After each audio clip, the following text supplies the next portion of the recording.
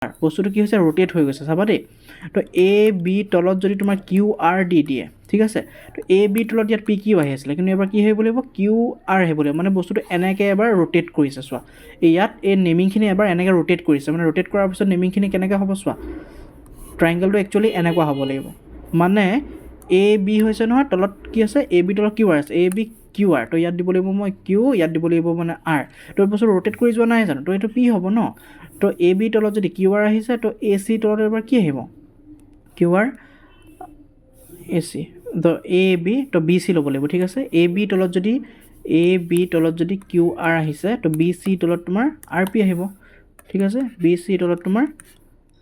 R P আহিব আৰু C এ এনেকৈ যাব লাগিব ঠিক আছে বস্তুটো এনেকৈ গৈছে ঠিক আছে এনেকৈ গৈছে এ বি অ'কে তাৰপিছত কি আছে P Q R okay B C by R P আৰু B C by R P আৰু C A by P Q yes এইটো চোৱা B C by P R B C by এইটো R P আৰু P R একেটাই কথা তাৰপিছত C এ আৰু পি কিউ ঠিক আছে বস্তুটো মানে এনেকৈ ৰোটেট হৈ গৈছে ঠিক আছে তো সেইটো কাৰণে নেমিংটো কেনেকৈ হ'ব তুমি ইয়াৰ পৰা যদি বি পৰা যদি নেমিংটো ষ্টাৰ্ট কৰা ট্ৰাইংগলৰ নেমিংটো উল্টা পুল্টা কৰি দিছে দেখিছা নহয় কেনেকৈ দিছে চোৱা পি কিউ আৰ দিছে হা ট্ৰাইংগলৰ নেমিংটো আকৌ পি কিউ আৰ দিছে মানে পি পৰা ষ্টাৰ্ট কৰিছে এনেকৈ পি কিউ আৰ মানে ট্ৰাইংগল নেমিংটো পি কিউ ক'ৰ পৰা ষ্টাৰ্ট কৰিছে চাব লাগিব ইয়াত যদি তোমাৰ নাম্বাৰ 1 পইণ্ট এইটো হৈছে তাৰপিছত নাম্বাৰ 2 পইণ্ট এইটো নাম্বাৰ 3 পইণ্ট এইটো পি কিউ আৰ তেনেকৈ ইয়াতো তোমাৰ নাম্বাৰ 1 পইণ্ট এইটো হ'ব লাগিব নাম্বাৰ 2 পইণ্ট এইটো হ'ব লাগিব নাম্বাৰ 3 পইণ্ট এইটো হ'ব লাগিব মানে চি এ বি হ'ব লাগিব নামটো হয়নে নহয় similar two triangle C A B cab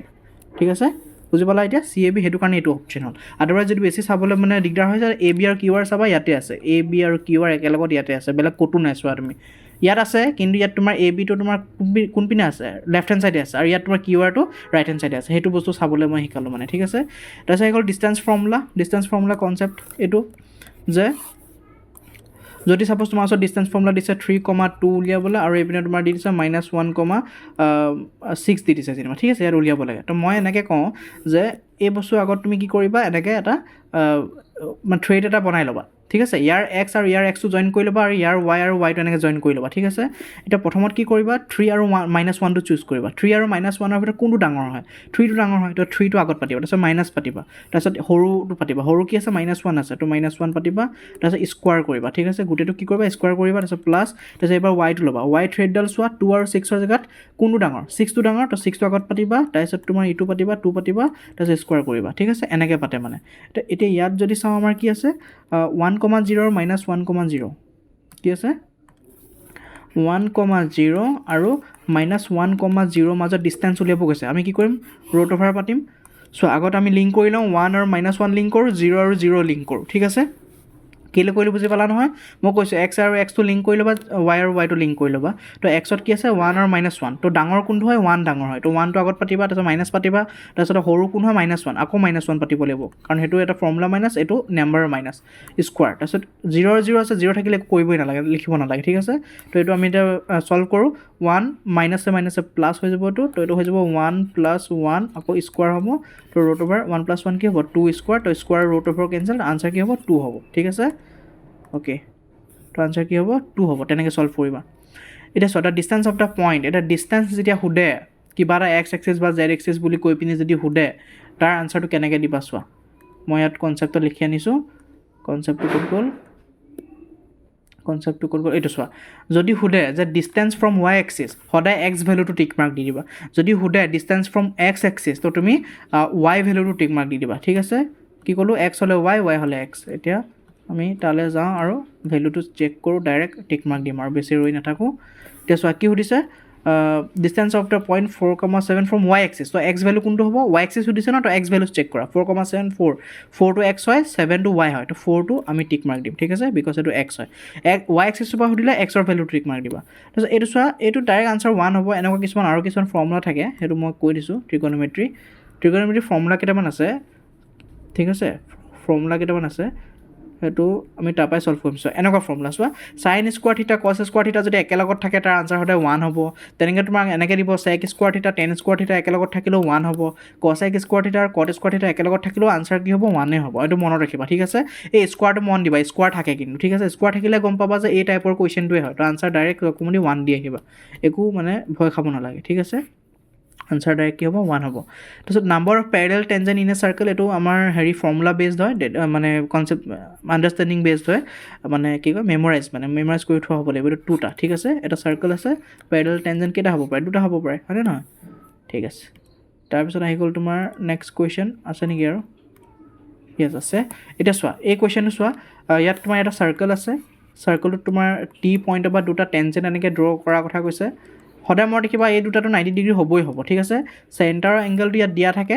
110 ঠিক আছে 110 ডিগ্ৰী দিয়া থাকে আৰু এই এংগেলটো সুধে মানে কিমান হয় একো কৰিব নালাগে 180 পৰা মাইনাছ কৰি দিবাচোন একো কৰিব নালাগে আৰু 180 মাইনাছ 110 কৰি দিবা যিটো ওলাব সেইটো আনসাৰ হ'ব ঠিক আছে ইমান চিন্তা কৰি থাকিব নালাগে অবভিয়াছলি কোৱাড্ৰিলেটাৰেল হয় 4টা এংগেল জইন কৰিলে 360 হ'ব তাৰ ভিতৰত এই দুটাটো 90 180 কাট খাবই তো বাচিলে 180 পৰা 110টো মাইনাছ কৰি দিবা ইমান ভাবিব নালাগে যদি বুজি পোৱা নাই তোমালোকে 180 পৰা 110টো মাইনাছ কৰি দিবা 70 ডিগ্ৰী ওলাব ঠিক আছে তাৰপিছত the length of an arc of a sector of angle চোৱা length of an arc length বুলি ক'লে পেৰিমিটাৰৰ কথা ওলাইগে তো length of an arc of a চেক্টৰৰ ফৰ্মুলা হৈ যায় তোমাৰ θ/360 ইনটু 2πr ঠিক আছে ইনটু কি হৈ যায় 2πr কিন্তু ইয়াত তুমি তেনেকুৱা ফৰ্মুলা এটাও নেদেখা ঠিক আছে কিন্তু এই ডি নম্বৰ ফৰ্মুলাটো যদি চোৱা তুমি θ/720 আছে আৰু লগত ইয়াত 4πr আছে ঠিক আছে তো ইয়াক যদি আমি 2ৰে যদি কাটাকাটি কৰোঁ 2 2 যা 4 2 360 যা তেতিয়া এইটো বনি যাব তোমাৰ এইটো formula that is θ/360 into 2πr so' answer number D হ'ব এইটো ডাইৰেক্ট আহে কুৱেশ্যন বহুতবাৰ আহিছে ঠিক আছে so' the wicket taken by bowler 10 cricket matches are as follows কি সুধিছে আমাক মোড সুধিছে মোড মানে বুজি পাবা যোনটো নাম্বাৰ বেছিকৈ আছে সেইটোৱে আনসাৰ হ'ব তো 2645031323 ইয়াত কোনটো বেছিকৈ আছে অবভিয়াছলি 3টো আছে 3টো 3বাৰ আছে চোৱা এইটো আনসাৰ কি হ'ব 3 হ'ব ঠিক আছে তাৰপিছত আৰু এটা কনচেপ্ট দিম তোমালোকক প্ৰবেবিলিটি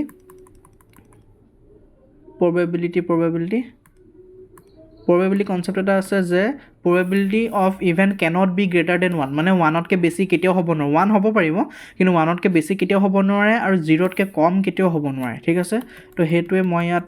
আনসাৰটো সেইটোৱে ডাইৰেক্ট তেনেকৈ এইটো চোৱা এতিয়া ইয়াত চোৱা which of the following cannot be the probability ইয়াৰ ভিতৰত কোনটো হ'ব নোৱাৰে বুলি কৈছিলোঁ 0তকৈ সৰু হ'লে নোৱাৰে তো এই চোৱা -1,5টো 0তকৈ সৰু হয়নে নহয় মাইনাছত আছে আৰু তাতে 1তকৈ ঠিক আছে 0তকৈ সৰু মুঠতে এইটো কথা সিমানে 2/3টো তোমাৰ হেৰি হয় কি হয় পজিটিভ নাম্বাৰ হয় যোনটো 1তকৈ সৰু হয় এইটো ঠিক আছে 1তকৈ সৰু হয় মানে 0 আৰু 1ৰ ভিতৰতে পৰে 2/3টো 15%টো পৰি যায় তাৰপিছত 0.7টো পৰি যায় বাট নেগেটিভ কেতিয়াও হ'ব নোৱাৰে ঠিক আছে অ'কে চ' সেইটোৱে আছিলে কনচেপ্ট কেইটামান আছে আৰু বাকী মই কনচেপ্ট লিখা আছে নেক্সট ভিডিঅ'ত যেতিয়া মই আৰু কুৱেশ্যন যেতিয়া ডিছকাছ কৰিম তাতে কনচেপ্টবিলাক এপ্লাই হৈ যাব ঠিক আছে এইবিলাক এপ্লাই কৰিম মই এপ্লাই কৰি দেখুৱাম এইটোতো বহুত ধুনীয়া কনচেপ্ট এটা হয় ইয়াৰ ওপৰত কুৱেশ্যন আজি নাই পোৱা মই নেক্সট এটা মই কনচেপ্টত বুজাই দিম কি ট্ৰিক ইয়াত মই লিখি থোৱা আছে ঠিক আছে okay so' thank you very much